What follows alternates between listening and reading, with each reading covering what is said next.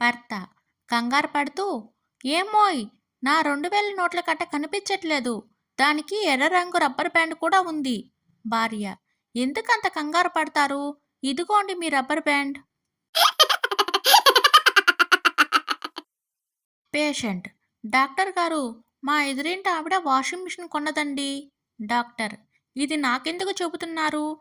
Patient మీరే కదా కడుపులో మంట వస్తే చెప్పమన్నారు.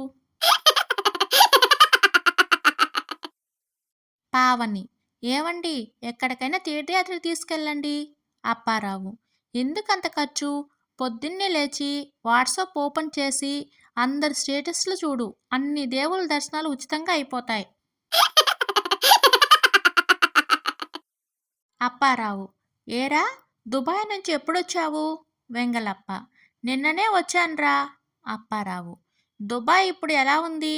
వెంగళప్ప ఇప్పుడు ఎలా ఉందో నాకేం తెలుసు, నేను వచ్చింది నిన్న కదా. భర్త ఏమోయ్, స్నానానికి వేడి నీళ్లు మరిగించి పెట్టావా? స్నానానికి సిద్ధం అవుతూ పిలిచాడు భర్త. భార్య లేదండి, చన్నీళ్ళనే వేడి చేసి పెట్టాను అని వంటింట్లో నుంచి బదులిచ్చింది భార్య. మొగుడిని గుప్పిట్లో పెట్టుకోవడానికి భార్య చేసే పని ఏమిటి? ఏ అందంగా రెడీ అవ్వడం, బి చీటిమాటికి ఏడవడం, సి ఇష్టమైన వంట చేయడం, డి అట్ల కాడతో వాత పెట్టడం. భార్య ఆంధ్ర భోజనం లాంటిది, ఎంత తిన్నా ఆరోగ్యకరంగా ఉంటుంది.